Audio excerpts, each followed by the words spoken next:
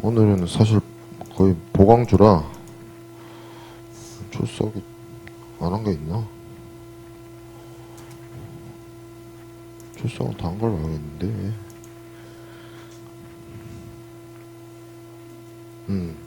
그래요, 맞아. 9일날. 네.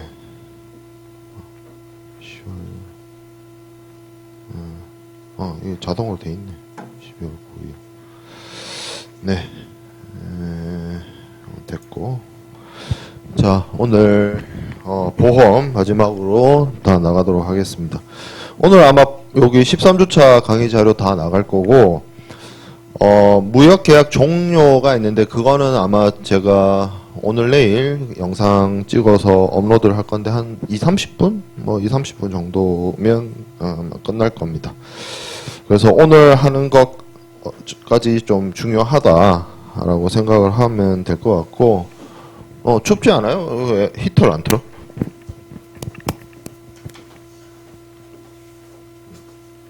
중간에 꺼지더라도. 자, 그래서 해상보험의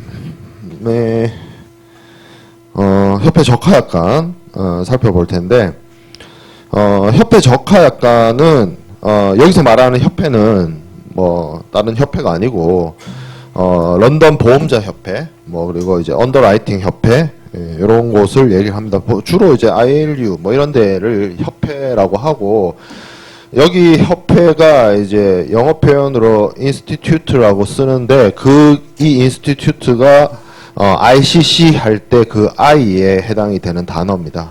그래서 이게 여기 지금 8번 슬라이드에 나와 있다시피 구협회 적하약관, 구협회 화물약관이라고 하는데, 적하약관, 구협회 화물보험약관 이런 표현으로 사용을 하고, 그래서 쉽게 말해서 줄여서 구약관 이렇게 얘기를 하고요.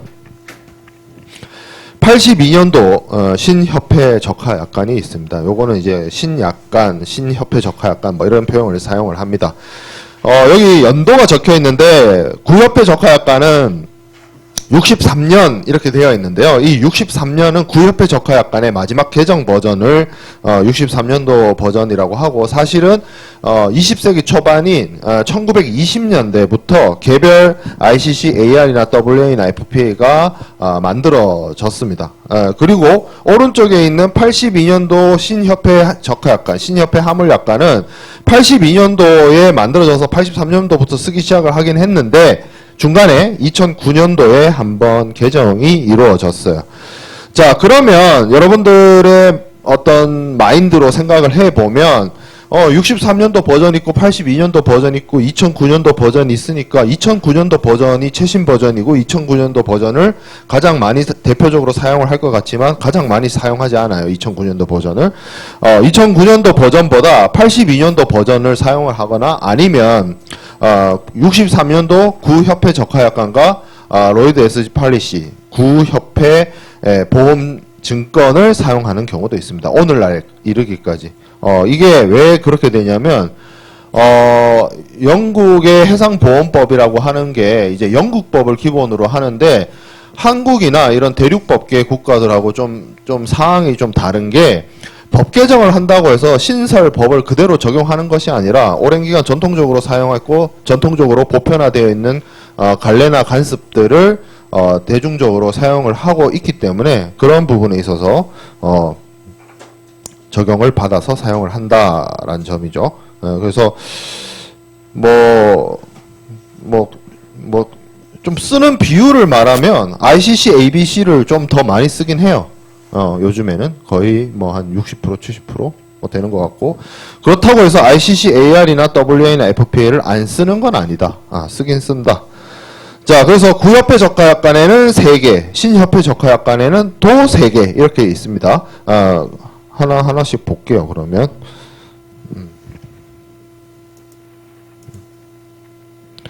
자, 그래서 협회 적하약관, 제가 그냥 말로 설명한 내용들이 쭉 나와 있는데, 이걸 이제 원래 보험 증권만 쓰다가 협회 적하약관이 1912년에 나왔다. 그리고 우리나라도 82년도에 신협회 적하약관이 나왔다.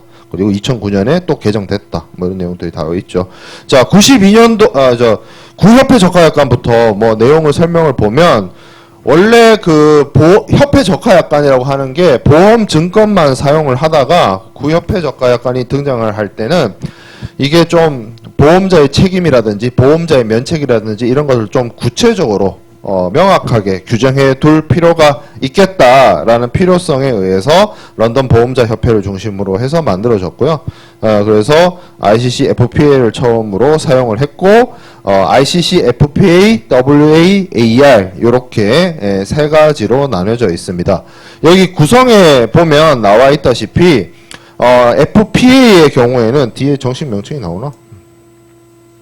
안 나오네. 단독 훼손 부담보 약관이라고 하고 영어 표현으로 free from particular average라고 합니다. 그러니까 이게 뭔 얘기냐면 particular average가 단독 훼손인데 단독 훼손으로부터 자유로움이잖아. free from particular average가. 그래서 누가 자유로워지는데 보험자가 자유로워진다는 뜻입니다. 그러니까 보험자가 단독 훼손을 피보험자에게 보상해주지 않는 조건이 단독 훼손 부담보 조건이라는 뜻이고요. particular average의 average가 제가 사전 제작 강의에서도 얘기를 했다시피 평균을 뜻하는 보통 사용하는 영어 단어 그 뜻이 아니고 여기 보험에서 average라고 하면 분손 뭐 이런 거를 지칭할 때 사용하는 말이다라고 얘기를 했습니다. 그래서 average를 앞에 FPA의 경우에는 free from 내가 거기서로부터 자유로워진다. 보험자가 자유로워져서 피보험자에게 보상해주지 않는 조건이 FPA였는데 두 번째 분손 담보 조건이라고 하는 것은 영어 표현으로 with을 써요. 같이 가죠. 함께 가죠. 뭐랑 분손이랑. 그래서 분손을 담보하는 약관이다. 이런 뜻이에요. 그래서 한국어로 이해를 해보면 단독 훼손을 담보해주지 않는 약관, 부담보. 여기 지금 그 10번 슬라이드 밑에 구성에 단독훼손 부담보 약관이에요. 이거 끊어 읽을 때 이렇게 끊어 읽으면 쉽다니까. 단독훼손 부담보. 단독훼손을 담보해주지 않는 약관. 그렇죠? 영어 단어도 그런 뜻이죠. 두 번째 분손 담보도 분손 담 보약관이라고 읽지 말고 분손 담보 약관. 분손을 담보해주는 약관이다. 자, 세 번째는 쉬워요. 전위험 담보예요. all risk. 그렇게 해서 이렇게 세 가지로 구성이 되는 게 뭐다? 구협회 적하약관, 구협회 하물약관. 자, 그러면 FPA, WA, AR이라고 하는데 얘네들은 어떠한 차이가 있습니까? 어떤 거를 선택을 하면 됩니까? 라고 보면 여기 우리가 사전 제작 강의 때 얘기를 했던 동그라미 1번에 전손도 나옵니다. 전손에서 뭐예요? ATL and CTL 이렇게 되어 있거든. 이게 Actual Total Loss, Constructive Total Loss. 현실 전손과 추정 전손이에요. 두 번째 공동훼손이죠. General Average. 그 다음에 세 번째 비용 손해 있었죠. 손해방지 경감 비용, 구조비, 특별 비용 뭐 이런 거 제가 얘기를 했었죠.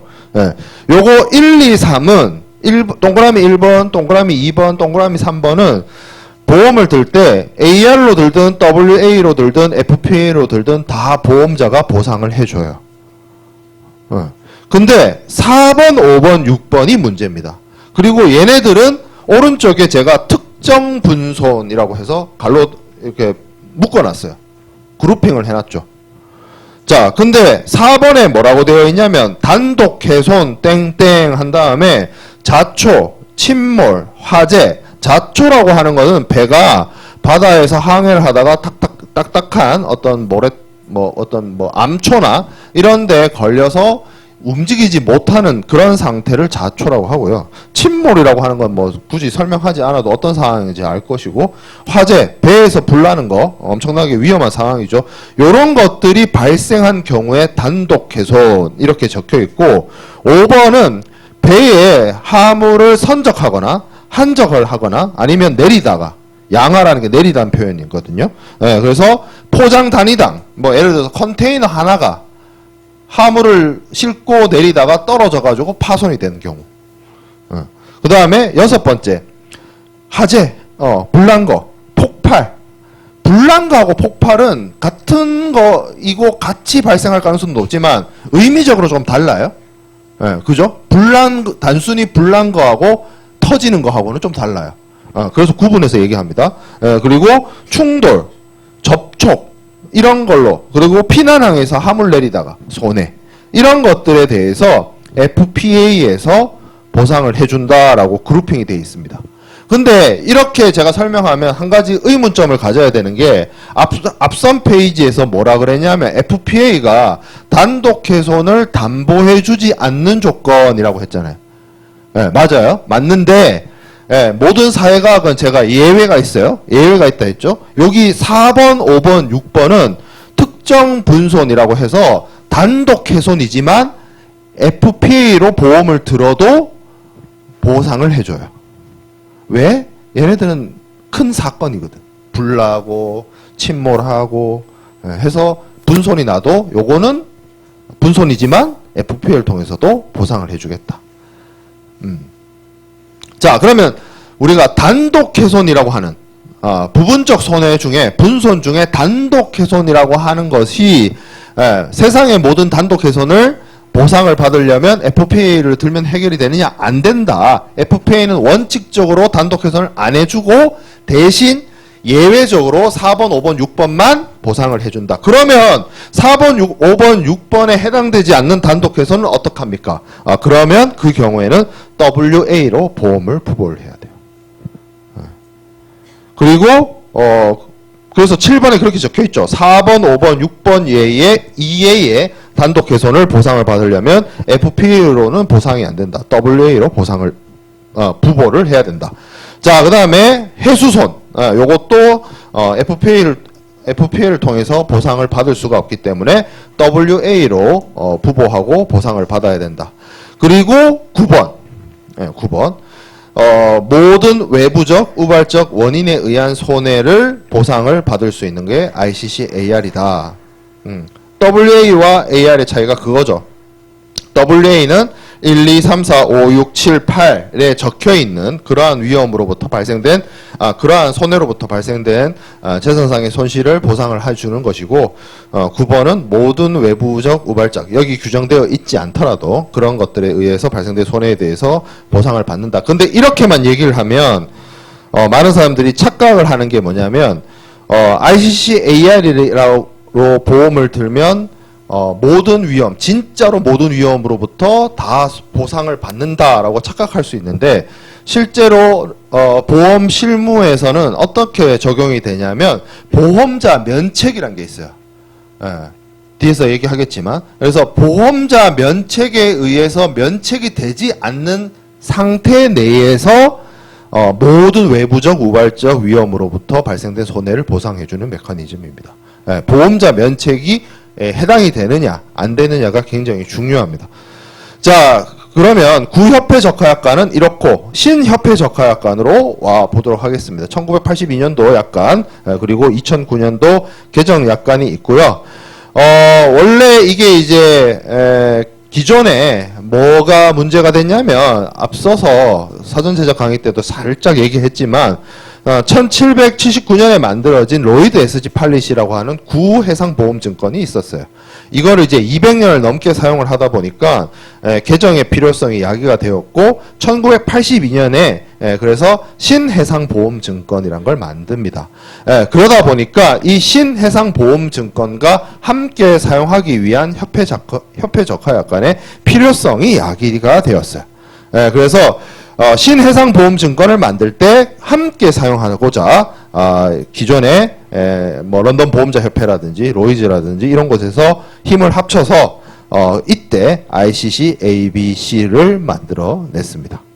그게 오늘날까지 이어져 와 있고 여러분들이 상무론 수업 시간에 지금 제가 해상보험론 수업을 하고 있기 때문에 해보론 수업을 듣는 친구들도 있겠지만 해보론을 안 듣는 친구들도 많기 때문에 이 ICC-ABC의 경우에는 좀 알아두면 좋은 게 뭐 해상보험론 때는 뭐 더 말할 것도 없고 주로 뭐 무역영어 검증시험이나 국제무역사 이런 곳에 ICC ABC와 관련된 문제가 많이 나오기도 합니다. 그리고 ICC ABC는 여러분들 해상보험에서 해상보험 파트를 공부하기 훨씬 이전부터 제가 언급을 많이 했었죠. 주로 어디서 언급을 많이 했어요? 인커텀스 공부할 때 얘기를 많이 했었죠. 인커텀스 공부할 때 CIF나 CIP 얘기하면서 CIF의 경우에는 매도인이 매수인을 위해서 ICC C 조건으로 보험 부보를 하고 CIP의 경우에는 매도인이 매수인을 위해서 ICC A 조건으로 보험 부보를 해줘야 된다. 뭐 그런 규정을 이야기해 준 적이 있을 거예요. 예, 그 ICC ABC가 이때 1982년도에 만들어졌다. 40년 좀 넘었네요. 이거 만들어질 때 함께 요 밑에 인스티튜트 워크 클로즈 전쟁 위험과 관련된 약관 그리고 인스티튜트 스트라이크 클로즈 동맹 파업에 대한 약관 이런 것들도 다 같이 만들어졌습니다. 그래서 특성 뭐 이렇게 나와 있는데 ICC 앞에서 우리가 살펴봤던 AR이나 ICC A의 경우에는 전반적인 어떤 내용이 포괄 책임주의를 채택을 하고 있습니다. 그 포괄 책임주의라는 게 뭐냐면 구협회 적하약관의 ICC AR이나 신협회 적하약관의 ICC A나 뭐 어떤 거 해준다 안 해준다 이렇게 표현하지 않고 세상의 모든 위험을 담보해준다 이렇게 되어 있지만 갈로치고가 있어요. 어떤 갈로치고? 면책 위험에 면책 손해에 해당되지 않는 것에 대해서 보험자가 피보험자에게 모두 다 보상해준다 라고 이야기를 하는 거고요.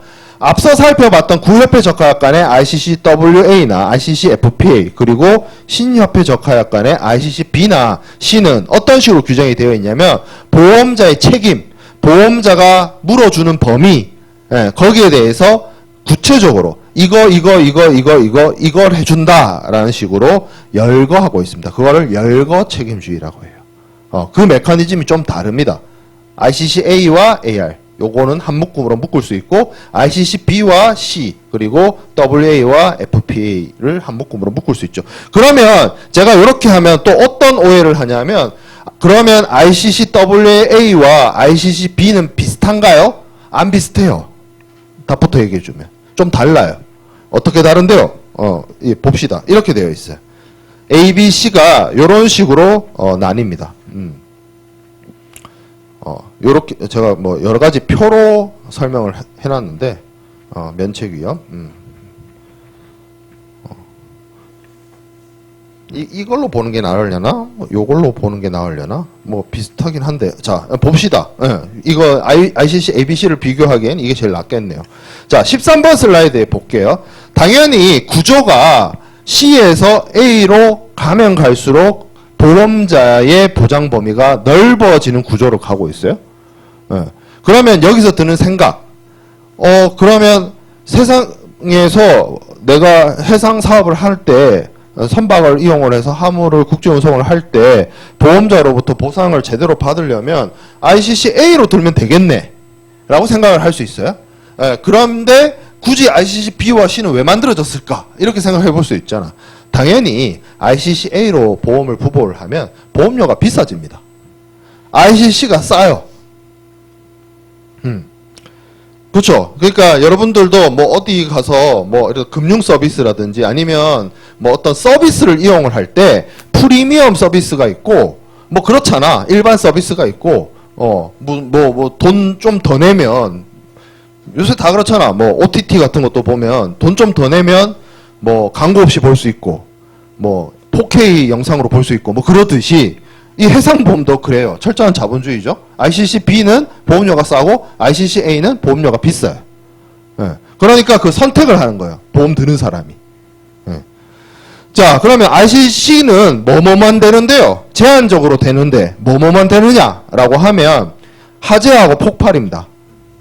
하재하고 폭발. 당연히 이게 여집합이기 때문에 C 조건에서 다 되는 건 B에서 되고 B에서 되는 건 A에서 다 돼요. 그러니까 하재 폭발. 두 번째, 자초, 교사, 침몰, 전복이 있습니다. 배가 딱딱한 암초에 부딪혀서 움직이지 못하게 되거나 두 번째, 모래톱에 걸려서 움직이지 못하게 되거나 세 번째, 배가 침몰하거나 아니면 뒤집히거나 이런 경우 자, 그 다음에 2번은 선박이었는데 세 번째 거는 육상 운송 용구예요. 우리 부산에 그 어디 뭐 번영로나 이런 데서 보면 트레일러 많이 다니잖아요. 트레일러가 다니다가 뒤집혀 사고가 나. 기차가 가다가 탈선돼. 예, 그거 보험으로 해결해 하겠다는 거죠. 자, 그 다음에 네 번째 충돌 접촉입니다.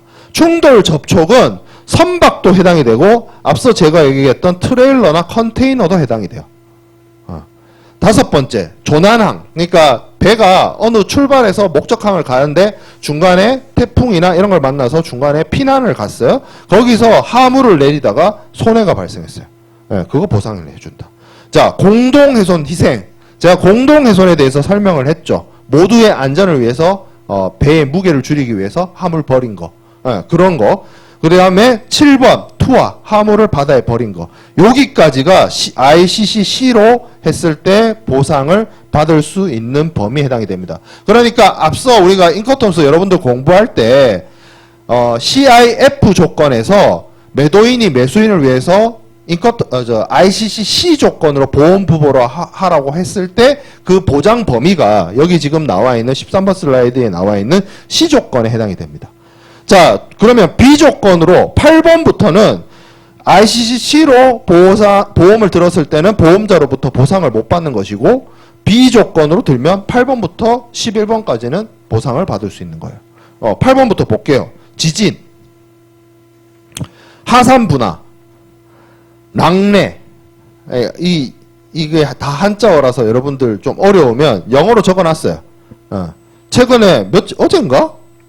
일본에 또 지진 났죠. 아오모리 현인가? 거기 그 혼슈섬 위쪽에. 예, 그러니까 얼스케이크. 생각보다 많이 나요. 지진. 1년에도 여러 차례. 하산도 여러 번 터집니다. 예. 그 다음에 낙뢰.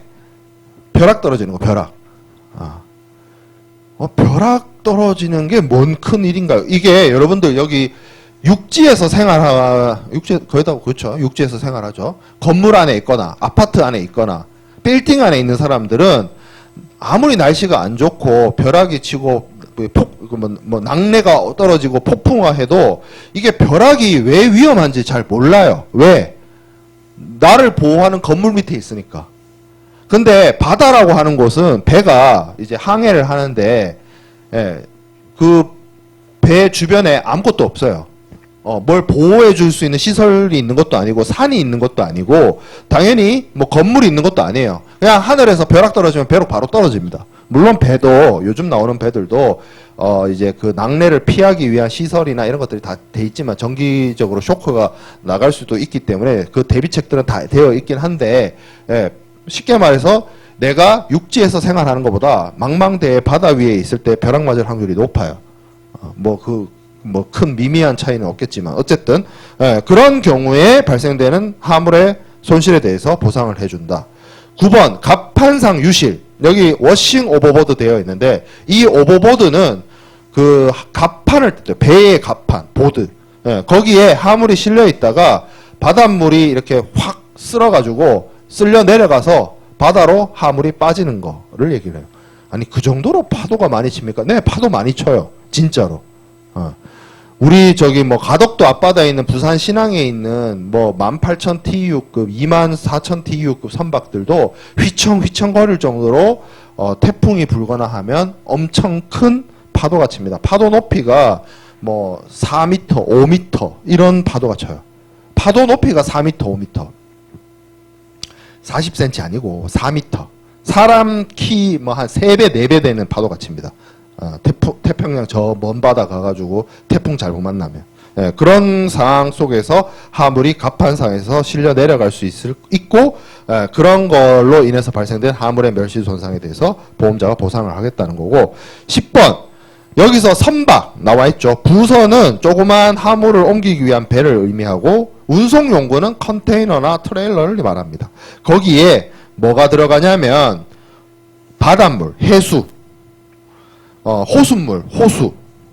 여기서 말하는 호수는 워터 레이크예요. 워터 레이크. 레이크의 물. 그 다음에 하천수.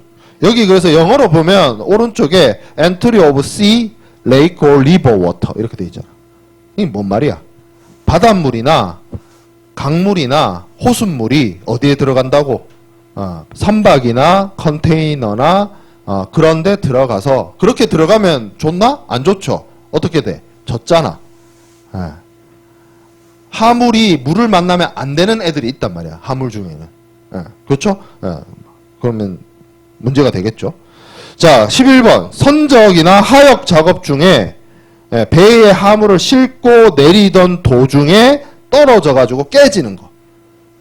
여러분들 그 애국가나 이런 데 보면 엄청 큰 크레인 나오잖아요. 여기 가까운 데 가보면 뭐 멀리 갈 필요도 없이 신선대 부두 학교 저 용단 캠퍼스만 가도 저 멀리 보인단 말이야. 겐츄리 크레인.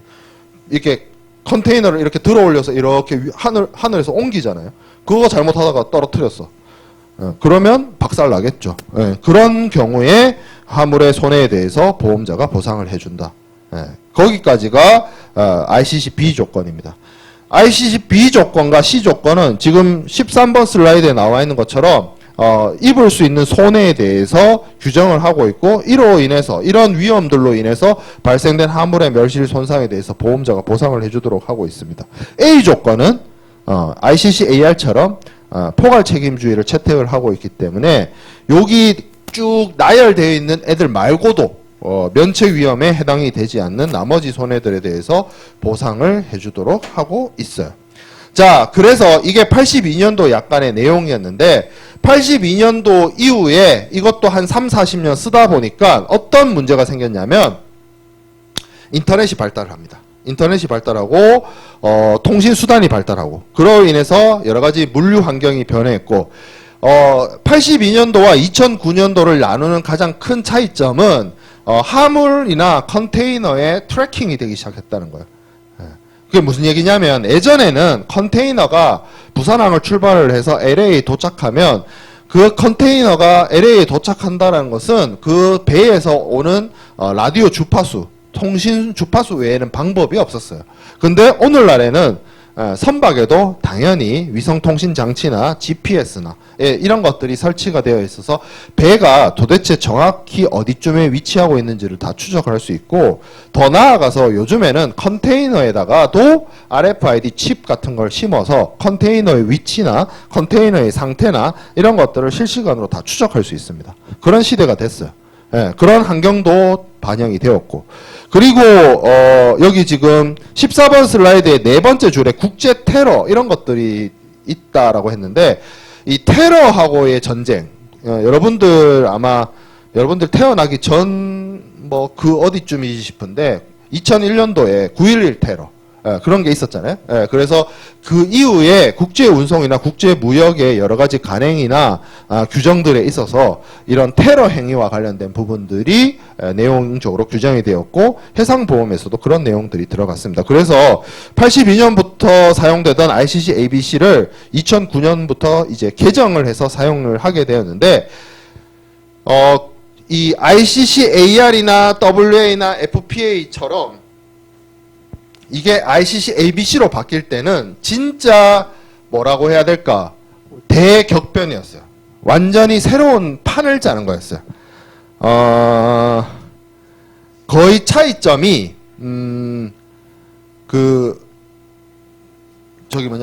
거의 피처폰을 쓰다가 스마트폰을 쓰는 정도의 차이점이었어요. 근데 82년도 버전하고 2009년도 버전은 그냥 느낌적인 느낌으로 아이폰 16하고 아이폰 17 정도의 차이예요. 그럼 뭔 얘기냐면 그냥 82년도 버전과 2009년도 버전은 큰 틀에서의 체계는 같습니다. 그러니까 2009년 버전도 ICC ABC, 82년도 버전도 ICC ABC, 그리고 82년도 버전과 2009년도 버전이 토시 하나 안 틀리고 똑같은 내용도 있어요. 일부 내용들은. 그러니까 아주 부분적인 마이너한 개정이 이루어졌습니다. 그래서 뭐 어떻게 개정이 됐는데요. 쉽게 말하면 테러 행위와 관련된 내용들이 추가됐고 조금 더 피보험자를 위한 규정들이 들어갔고 보험자의 책임 구간이 조금 더 확대되고 뭐 그런 식의 개정들이 이루어지게 되었어요. 여기 지금 15번 슬라이드 밑에 보험 기간, 운송 구간이 확장되었다라는 표현인데 요건 텍스트보다 제가 뒤에 그림을 넣어놨으니까 그림 보면서 다시 얘기하기로 합시다. 자, 16번 슬라이드에 제가 그래서 2009년도 버전을 기준으로 해서 보험자의 담보위험 조항을 쭉 적어놨습니다. 그래서 앞서 제가 이렇게 CBA로 나눠놓은 거를 요거는 표로 만들어서 하재 폭발 어쩌고 저쩌고 해서 오른쪽에 C 조건에 보면 동그라미 쳐져 있는 거는 ICC를 통해서 보상을 받을 수 있는 거, B의 경우에는 동그라미가 다 쳐져 있는데 하나만 X 되어 있죠. 뭐예요? 기타 여기 적혀 있지 않은 이외의 일체의 부가적인 위험에 대해서는 ICCB는 책임지지 않는다. ICCB로 보험 들면 여기 적혀 있는 것만, 여기 적혀 있는 위험으로부터 발생된 화물의 멸시 손상으로부터 보상을 받는다. 자, 그 다음에 ICCA로 하게 되면 다 된다 라는 거죠. 그래서 1조의 위험조항, 2조의 공동훼손, 3조의 쌍방가시 충돌 약관, 이렇게 해서 요런 정도로 보험자가 보험자의 그 조건 선택에 따라서 보상을 받을 수 있고요. 17번 슬라이드에 있는 내용들 제4조 일반 면책, 불가망, 전쟁, 파업 이렇게 되어 있는데 여기 이제 협회 적하 약관, 신협회 적하 약관에 4조, 5조, 6조, 7조에 규정이 되어 있는 내용이고 얘네들이 면책 약관입니다. 얘네들이 면책. 제가 그래서 ICCAR이나 ICCA의 경우에는 면책 위험을 제외한 나머지 손해로부터 보상을 받는다라고 했을 때 보험자가 그러면 어떤 경우에 면책이 됩니까? 라고 하면 17번 슬라이드에 있는 경우에 한해서 보험자가 면책이 됩니다. 보험자가 면책이 된다는 것은 이런 이벤트가 발생하게 되면 실제 화물에 손해가 발생했다 하더라도 피보험자한테 보상을 해주지 않게 된다는 거죠. 어떤 게 있는데요? 라고 하면 뭐 1번부터 읽어보면 고개를 끄덕끄덕 할 수밖에 없어요. 첫 번째, 피보험자.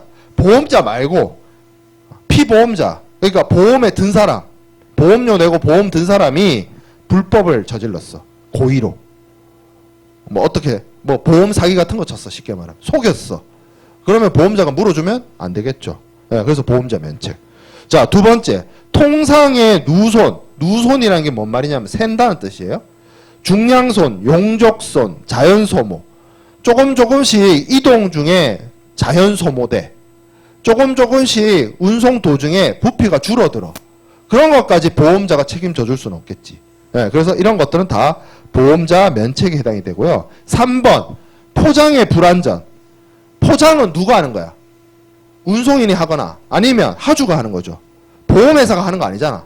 근데 포장을 잘 해야 되는데 포장을 잘못해가지고 습기가 차거나 곰팡이가 피거나 그렇게 됐어. 그러면 그거는 보험자의 잘못이 아니라 피보험자의 잘못으로서 보험자가 면책이 됩니다. 네 번째, 보험 목적물의 고유의 하자, 고유의 성질. 물건 자체가 원래 불량품이었어. 그러면 보험자가 보상해주면 안 되겠죠. 물건 자체가 문제가 있는데.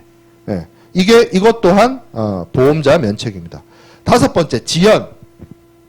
이거는 조금 추가적인 설명이 필요한데 운송이 늦어져서 화물의 어떤 뭐 목적을 달성하기 어려워진 거는 보험자가 직접적으로 문제를 해결해 주긴 해요. 근데 여기 지금 17번 슬라이드 일반 면책에 있는 지연은 뭘 뜻하는 거냐면 운송이 늦어져서 그 늦어진 것 때문에 화물이 손해를 입은 거에 대해서는 보험자가 보상을 해주지 않습니다. 예를 들어서 우리가 앞에서 여기 있는 뭐 화재가 난다든지 뭐 예를 들어서 물품이 저 배가 어디랑 뭐 부딪힌다든지 이런 것들은 당연히 직접적으로 선박이나 컨테이너 같은 운송 용구에 데미지가 가해졌고 그로 인해서 직접적으로 화물에 멸실 손상이 직접적으로 가해지죠. 이거는 보험자가 보상을 당연히 해줘요. 근데 이렇게 생각해 봅시다. 원래 선박이 뭐 한 12월 10일 날 부산에 도착을 해야 되는데 뭐 여러 가지 외부적인 요인으로 인해서 10일 날 도착해야 되는 배가 20일 날 도착하게 됐어. 그럼 그 20일로 도착하게 된 원인이 이제 문제가 되는 것이고, 그렇게 열흘이 늦어지다 보니까 원래는 열흘이 전에 도착했으면 아무 문제 없었을 수도 있는 화물이 뭐 손상이 된다든지 아니면 부패하게 된다든지 뭐 유효 기간을 지나가게 된다든지 아니면 상품의 가치를 상실하게 된다든지 그런 부수적이고 2차적인 문제가 생겨날 수 있어요. 그래서 보험회사는 이렇게 운송이 늦어져서 그것 때문에 발생되는 추가적이고 2차적인 위험에 대해서는 보상을 안 해준다가 면책에 들어가 있습니다. 너무 가혹하다? 뭐 그렇게 생각할 수도 있어요. 예, 근데 이 지금 4번하고 5번 같은 경우에는 보험회사하고 피보험자하고 자주 싸우는 단골 메뉴입니다. 원래부터 물건이 문제였다와 아니다, 운송 도중에 물건이 잘못됐다, 뭐 이렇게 해서 4번 이슈 가지고 많이 보험사하고 피보험자 간에 소송을 많이 하고요. 5번도 마찬가지예요.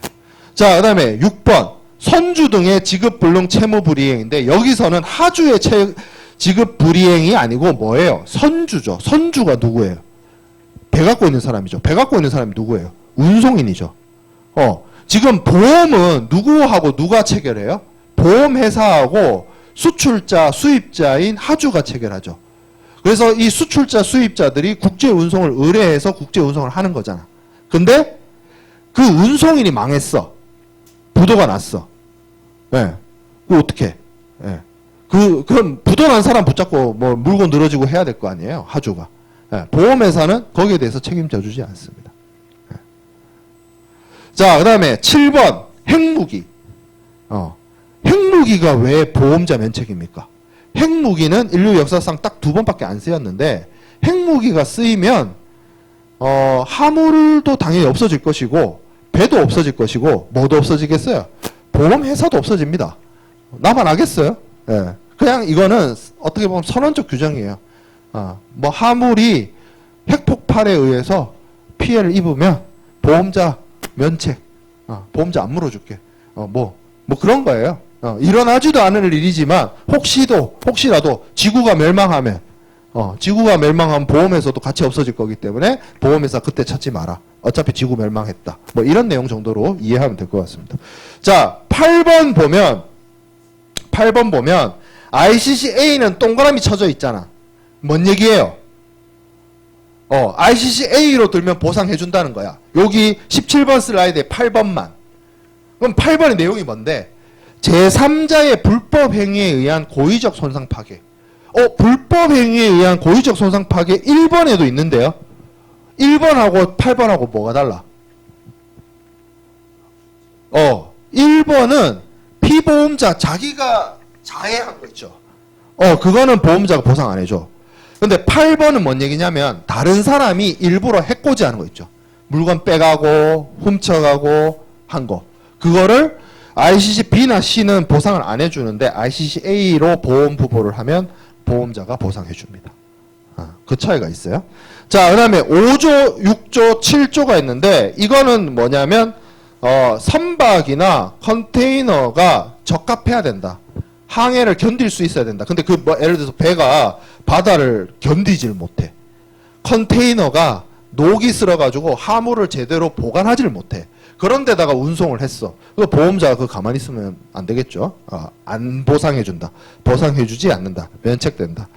그 외에도 예를 들어서 전쟁이라든지 아니면 어떤 어떤 군사적 행동 이런 것들로 인해서 화물이 멸살 손상이 되면 보험자가 보상을 해주지 않고요.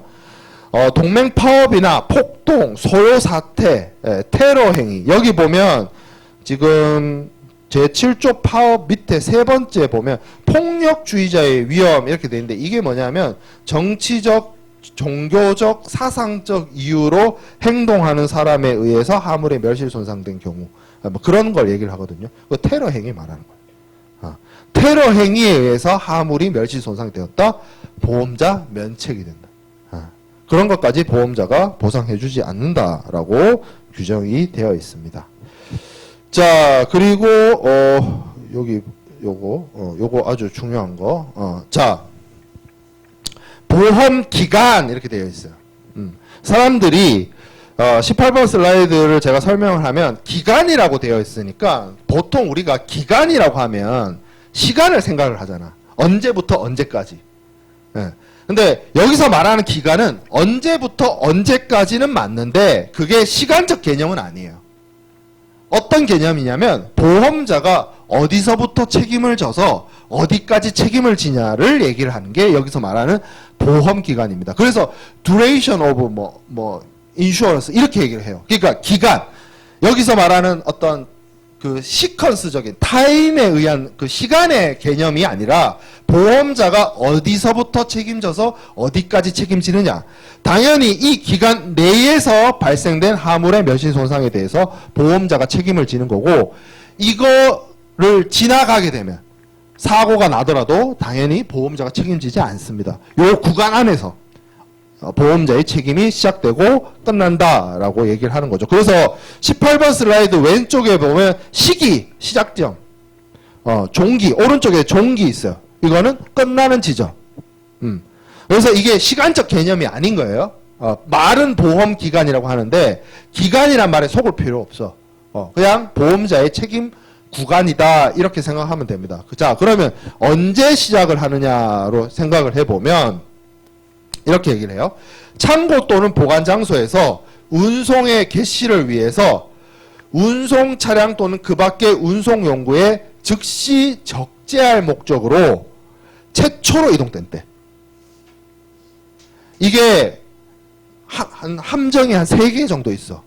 그러니까 시작점이 운송을 개시하는 시점인 거야, 아니면 적재를 할 때인 거야, 아니면 최초로 이동된 때인 거야. 최초로 이동된 때입니다. 이거잖아. 운송을 시작하기 위해서 화물을 운송 차량에 실어야 되는데 그 차량에 실기 위해서 화물이 처음으로 움직인 때 시작한다. 이해되죠? 그러면 뭐예요? 창고에서 밖에 차량이 와 있어. 저 차량에 실을 거야. 저 차량에 실음으로 인해서 운송이 시작돼. 그래서 저 차량에 실을 건데 저 차량이 떠날 때 아니죠. 저 차량에 다 실을 때 아니죠. 저 차량에 실기 위해서 화물이 창고 안에서 움직이기 시작할 때요. 그러면 무슨 얘기예요?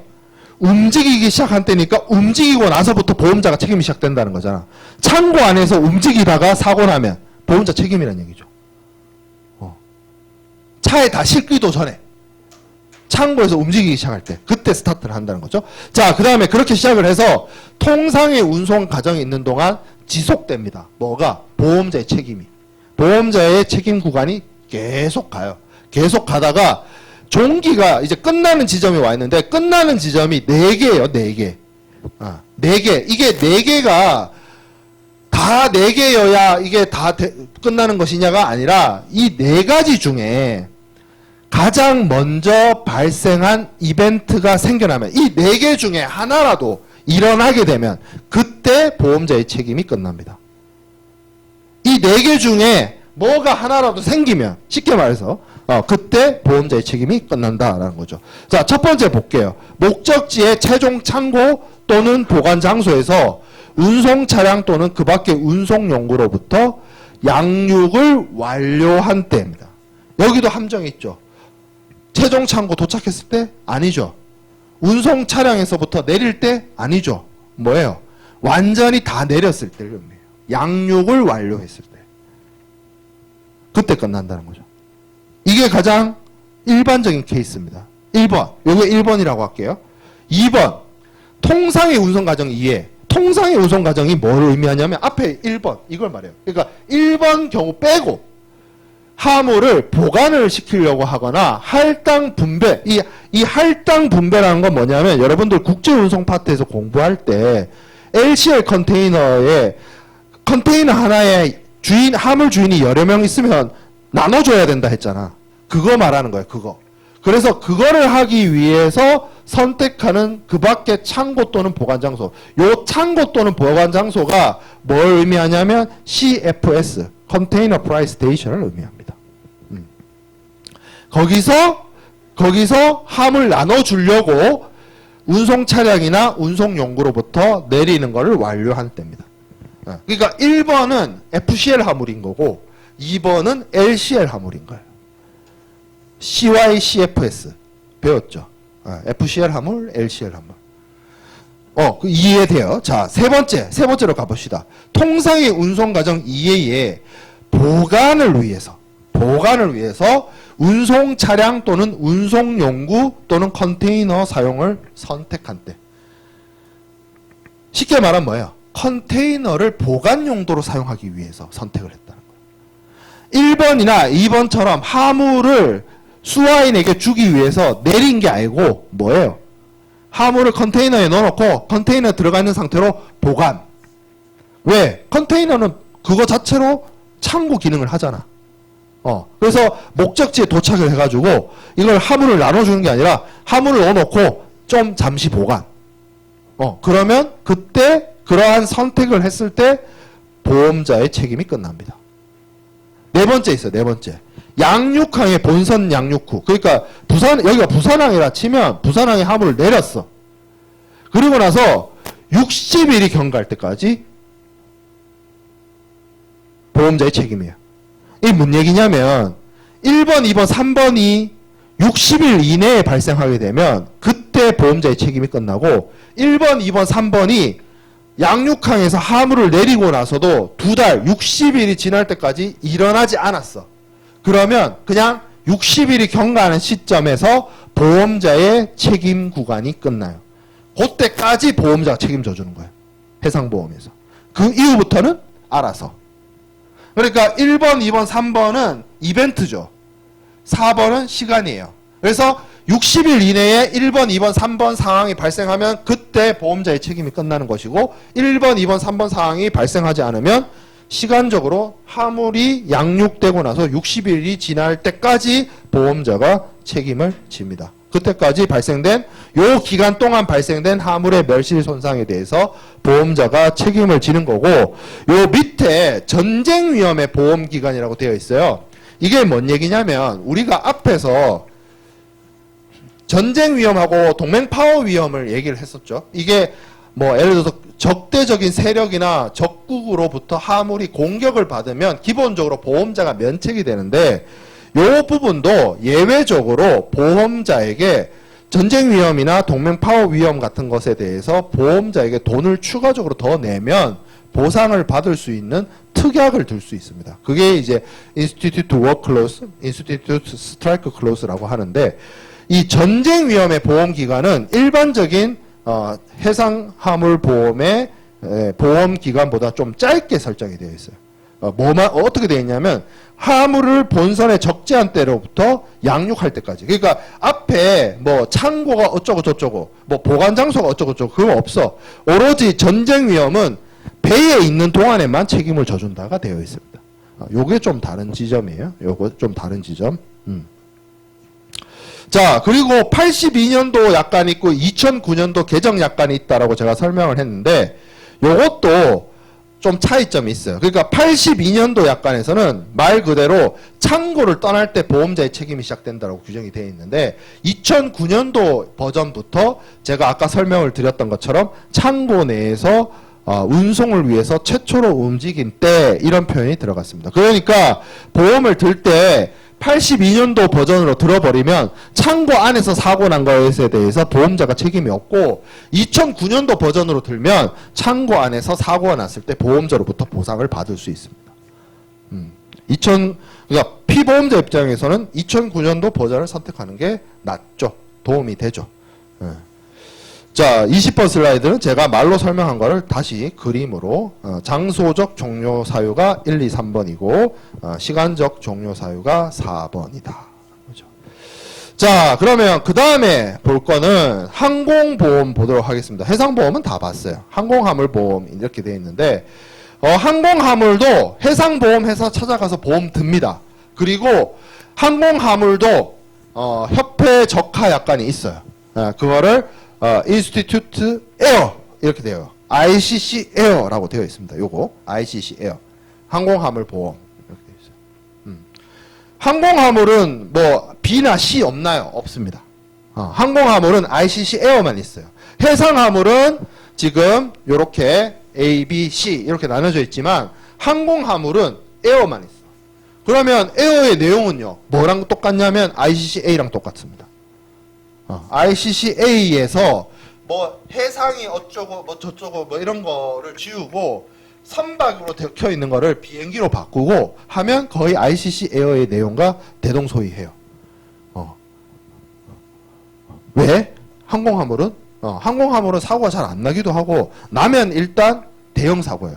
비행기는 조그만 사고 없어요.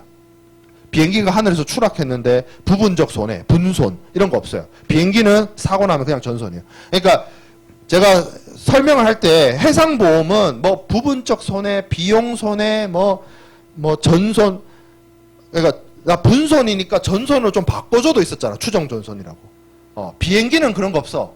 그냥 떨어지면 그냥 끝이야. 디엔드야. 뭐 전손으로 봐주세요. 그냥 떨어지면 전손이야 그냥. 간혹 그럴 수 있잖아요. 비행기가 추락을 했는데 200명이 타고 가다가 한 명이 살아남았어요. 그거를 우리는 기적이라고 부르기로 하고 그런 거는 일어나지 않아요. 세상에. 비행기는 추락하면 그냥 전손이에요. 화물이 멀쩡할 수도 있잖아요. 멀쩡할 수도 있는 거를 우리는 그거를 기적이라고 부르고 일어나지 않는 일로 보는 거예요. 세상에 그럴 일은 없다. 비행기는 떨어지면 무조건 전손이다. 그렇기 때문에 항공화물 보험은 무조건 ICC 에어입니다. 메커니즘이 완전히 다르고 그러면 이거를 실제로 ICC 에어로 듭니까? 드는 방법이 있긴 한데 보통은 어떻게 하냐면 배는 우리가 저가보험 같은 경우에는 보통 뭐 미주 노선이나 유럽 노선 같은 경우에는 뭐 한 2주, 뭐 3주 이렇게 걸리거든요. 비행기는 12시간, 14시간, 16시간 정도잖아요. 예를 들어서 미국이나 이런 데 화물 보낼 때 그 자기가 직접 보험에서 전화해가지고 보험 계약 조건 따지고 뭐 보험료 보내고 뭐 어느 세월에. 그래서 보통 어떻게 하냐면 그 항공화물 포워더라고 하는 중간에 운송업자를 이용을 합니다. 앞서 제가 국제운송 파트에서 에어 포워더, 프라이트 포워더에 대해서 설명을 했잖아요. 그래서 그 사람들이 항공화물 그러니까 운송을 부보를 운송 계약을 체결을 할 때 그냥 그러니까 나는 하주야. 나는 수출업자야. 나는 수출업자인데 내가 비행기 회사를 컨택을 하거나 보험회사를 컨택해서 직접 운송 계약을 체결하거나 직접 뭐 보험 계약을 체결하는 것이 아니고 내가 수출을 비행기를 통해서 비행기에다가 화물을 실어서 보낸다라고 하면 항공화물 주선업을 하는 업체를 만나서 그쪽에다가 운송 의뢰를 하고 내가 대한항공 만날 일 없어. 대한항공이 날 만나주지도 않을 거니와. 그래서 에어포워더를 통해서 항공화물 운송을 의뢰하고 그냥 그 사람 통해서 보험 계약을 체결해보여요. 간접적으로. 그런 방식으로 보험 계약을 체결하는데 그런 방식을 뭐라 그러냐면 항공화물 하주보험이라고 합니다. shippers interest 라고 해요. 그러니까 보통 실무적으로는 수출을 비행기를 통해서 정식 수출을 하시는 분들은 보통 항공운송 주선업자를 통해서 항공운송을 할 것이고 그 항공화물 운송 주선업자를 통해서 이 항공화물 하주보험을 통해서 보험 부보를 하는 방식으로 보통은 실무적으로 이용을 하십니다. 물론 그거는 보통 실무적으로 그렇게 한다는 거고 FM으로 생각을 해보면 보험회사에다가 나 항공화물 하주인데 항공화물 뭐 여기 보험 ICC 에어로 보험 부보하겠습니다 라고 하면 할 수는 있어요. 근데 그렇게 하는 게 시간과 비용을 더 많이 쓰는 일이기 때문에 그런 선택은 잘 하지 않는다라는 거죠. 그래서 항공보험은 이렇게 메커니즘이 되어 있다. 자, 그 다음에 컨테이너 보험이 있습니다. 컨테이너 보험이 있는데 컨테이너 보험은 복합운송 관련 보험으로서 이렇게 돼 있는데 자, 컨테이너가 여러분들도 길 가다가 이렇게 동명대 쪽이나 저기 용당 캠퍼스 쪽이나 이렇게 가다 보면 컨테이너가 많이 저기 신선대 쪽으로 이렇게 많이 다니잖아요. 이렇게 멀리서 봐도 좀 단단해 보이고 좀 그렇잖아. 그리고 저거 뭐 컨테이너를 직접 가까이 가서 이렇게 만져본 사람들은 알겠지만 철로 만들었어요. 때리면 아파요, 손. 튼튼합니다. 그죠? 그리고 간혹 이렇게 가서 이렇게 만져보면 조금씩 녹슬어 있기도 해요. 그리고 그 컨테이너 생각보다 비쌉니다. 예. 오죽하면 컨테이너로 집도 짓잖아. 튼튼하고, 오랜 기간 유지가 되고, 그렇죠? 그래서, 재산상의 가치가 있어요. 무슨 얘기냐면, 컨테이너도 재산이에요, 재산. 누군가의 훌륭한 재산입니다. 예. 그래서 컨테이너 공짜로 줘. 안 됩니다. 비쌉니다. 컨테이너. 생각보다 비싸요. 그래서 이 재산상의 가치가 있는 컨테이너를 보험에 넣습니다. 컨테이너도 보험을 한다. 그래서 여기 지금 24번 슬라이드에 컨테이너 자체 보험이라는 게 있죠. 컨테이너 자체 보험이라는 게 이게 뭐냐면 컨테이너를 소유하고 있는 사람. 컨테이너를 누가 소유하는데요? 보통 해상 운송 회사들이 소유를 합니다. 여러분들이 저기 뭐 신선대 부두나 신항만이나 이런 데 견학 가보면 그 형형색색의 해운선사 이름으로 컨테이너가 페인트 칠돼 있잖아. 보통 한 60% 정도의 컨테이너는 그렇게 페인트 칠되어 있는 선사가 소유하고 있고 한 40% 정도는 컨테이너를 렌탈해주는 회사들이 또 있어요. 그런 회사들이 소유하고 있어요. 그래서 그 사람들이 뭘 한다? 컨테이너를 보험에 부보하고 컨테이너도 ICC가 있습니다. ICC가 있어요. Institute Container Close Time 이래가지고 요걸 통해서 보험을 넣습니다. 예, 그래서 컨테이너 보험은 그래서 여기 보면 1번 제가 1번 해놨잖아요. 컨테이너 소유자가 컨테이너 자체의 멸실 손상 등의 손해를 보상하기 위해서 부보하는 위험 보험 이렇게 되어 있고 동그라미 2번이 있고 동그라미 3번이 있는데 좀 쉽게 얘기하면 2번은 여기 지금 2번은 컨테이너를 소유하고 있는 사람이 컨테이너가 다른 사람의 생명이나 재산에 손해를 끼쳤을 때 물어주기 위한 거예요. 2번은. 그리고 3번은 뭐냐면 컨테이너의 목적이 다른 사람의 화물을 운송하기 위한 목적이잖아요. 다른 사람의 화물을 운송하다가 다른 사람의 화물에 대해서 손해를 끼친 경우. 그러니까 2번은 다른 밖에 어떤 사람이나 생명, 재산에 영향을 끼쳤을 때 배상해주기 위한 거고 3번은 컨테이너 안에 적재된 화물이 손해를 입었을 때 컨테이너 소유자가 물어주는 게 3번입니다. 좀 쉽게 이해하면 2번은 밖, 3번은 컨테이너 안 물어줄 때. 그러니까 2번, 3번 다 물어주기 위한 걸 배상 책임을 부보하기 위해서 보험을 넣는 거예요. 그래서 컨테이너 소유자들이 컨테이너 자체 보험을 들 때 이 동그라미 1번은 기본적으로 들고요. 컨테이너를 쓰는 목적이 있을 거 아니에요. 그거에 따라서 2번이나 3번을 선택을 합니다. 그래서 1번, 2번, 3번을 다 넣기도 하고 1번만 넣기도 하고 1, 2번 넣기도 하고 1, 3번 넣기도 하고 이런 식으로 컨테이너에 보험을 부보를 합니다.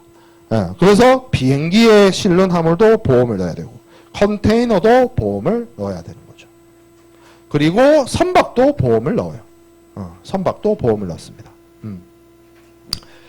선박 보험까지만 오늘 하고 마칠 건데, 자, 그럼 이거 정책 보험 이거는 한 5분만 더 떠들면 되는 거니까 선박 보험은 제가 이야기해주고 싶은 부분이 있어서, 자, 선박 보험, 선박 보험도 있습니다. 보통은 이제 우리 상무원 시간에는 이 선박 보험에 대해서 제가 그렇게 깊게 얘기하진 않아요. 왜냐하면 국제 무역을 하는 수출자, 수입자는 화물을 보험 부보를 하죠. 근데 그 화물 못지않게 그 화물을 운송하는 선박도 당연히 바다를 통해서 운항을 하다 보니까 여러 가지 위험으로부터 많이 노출되어 있고 당연히 보험 부보를 통해서 그러한 위험으로부터 발생되는 화물의 멸실 손상에 대해서 보상을 받도록 하고 있어요. 근데 선박 보험은 잘 보기가 힘듭니다. 왜 그러냐면 여러분들이 실제로 무역회사를 간다든지 아니면 무역업을 하는 기업들을 이렇게 살펴보면 자신의 개별 화물이나 이런 것들은 매번 자기가 수출을 할 때마다 보험 부보를 하고 보험 계약을 체결하고 하는데 보통 선박 보험은 어떤 메커니즘이냐면 1년짜리 기간보험으로 많이 듭니다. 그러니까 자동차 같은 거를 여러분들 부모님들이 보험을 부부할 때 1년짜리 보험으로서 부부하는 것처럼 선박도 기간보험으로서 장기간에 걸쳐서 보험회사로부터 보상을 받는 방식이기 때문에 그래요. 그래서 선박보험에 대한 그 약관이 25번 슬라이드에 보면 두 번째 점에 ITC HERS라고 되어 있어요. 그래서 Institute Time Clause입니다. 이게 기간 약관이에요. 그래서 1년짜리 보험을 보통 부부하고, 여기 보면 HULL, 헐 이렇게 돼 있죠. 영어 발음이 진짜 헐이야. 그 우리 한국어에서는 놀랄 때 쓰는 말이죠. 헐. 근데 발음이 거의 비슷해요. 이 헐이 무슨 뜻이냐면 영어 단어가 선체를 의미합니다. 배 선체, 배 몸통아리. 그거를 헐이라고 해요. 영국 프리미어 리그 좋아하는 사람들은 보면 영국에 헐시티라는 그 도시가 있어요. 거기 조선소 있는 도시입니다. 조선소 있는 도시예요. 도시의 이름의 유래가 헐이에요. 헐. 이 선체를 의미하고 선박이 입는 물적 손해, 그리고 그 사고로 입는 여러 가지 비용 손해에 대해서 보험을 들 때 이 선박보험을 통해서 부보를 합니다. 그래서 선박보험은 원칙적으로 기간보험으로서 부보를 하고, 그리고 선박보험은 선박 그 자체, 헐 인슈어런스도 넣지만, 선체나 기간, 배 엔진을 말하죠. 배 엔진. 그리고 선박에 들어가는 여러 가지 투자 비용, 그걸 이제 선비라고 하죠. 디스버스먼트. 이런 부분. 그런 부분들, 그리고 선박의 어떤 가액이 급증할 때 증액보험, 이런 것들로 대체적으로 구성이 되어 있습니다. 그래서 선박보험은 사실 해상보험론 수업에서 다루는 내용이기도 하거니와 수출입을 하는 수출자나 국제무역을 하는 뭐 수입자 입장에서는 선박보험을 들 일도 없고 뭐 들어야 될 필요성도 없어요. 근데 사실은 보험의 메커니즘이 이런 어떤 카고 인슈어런스, 적하보험이나 화물보험만 있는 것이 아니라 그러한 화물을 운송을 하기 위한 선박도 보험을 들어야 되고 보험의 메커니즘이 작동이 된다 정도로만 여러분들 체크하면 될 것 같아요. 그래서 선박도 보험을 든다. 그러면 배 주인이 보험을 알아서 드는 거고, 수출입을 하는 우리들은 우리가 운송 의뢰한 화물에 대해서 카고 인슈어런스, 그러니까 화물 보험을 드는 메커니즘으로서 보험이 진행이 된다 정도로만 체크를 하면 될 것 같습니다.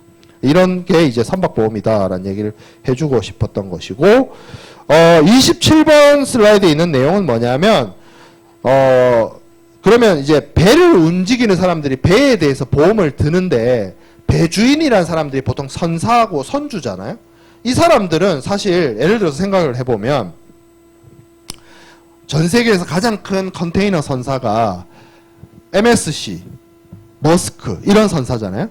MSC나 머스크가 기본적으로 우리 뭐 한국에 있는 뭐 메리츠나 현대해상이나 이런 보험회사보다 커요.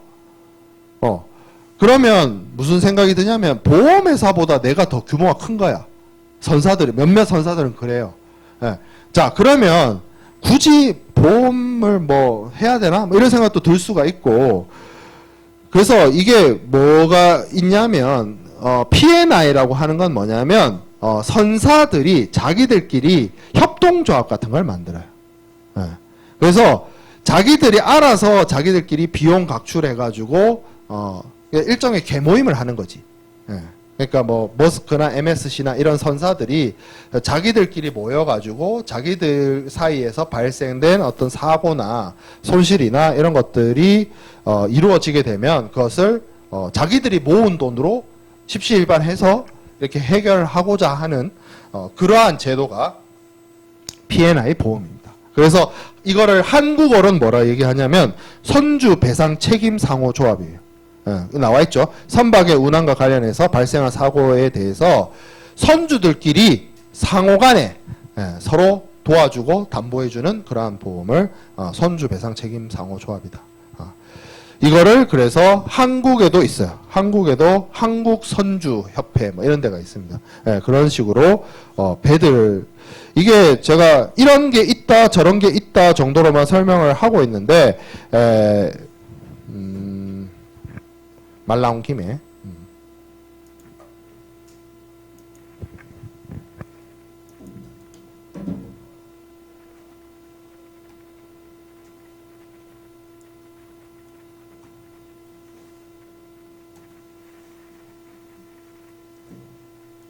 여기 지금 한국선주협회 이렇게 돼 있죠. 한국선주협회 돼 있고 위치가 어디예요? 여기 어디가 같아요? 여기 부산역 가까이 있죠. 부산역 가까이 여기 뭐 하는 데인데요? 라고 하면 앞 페이지로 어떻게 가?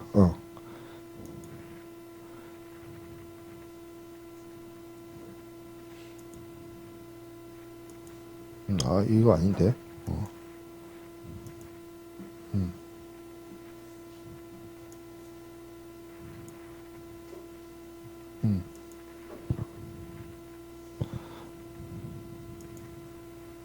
여기 있네.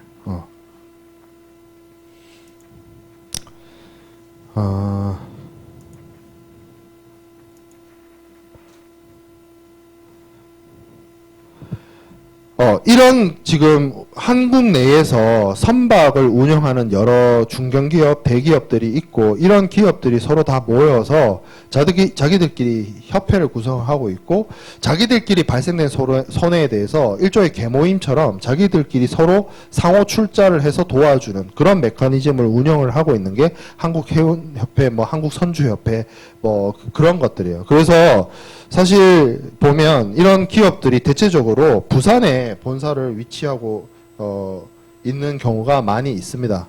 그래서 뭐 나중에 취업을 한다거나 할 때 조금 이런 부분들을 좀 찾아보면 좀 좋을 것 같아요. 왜냐하면 뭐 물론 서울에 본사를 두고 있는 것도 있지만 이런 해운 회사들이나 이런 기업들이 대체적으로 부산에 본거지를 두고 있는 경우가 많이 있습니다. 해운 산업 뭐 이런 거 쭉 나오죠.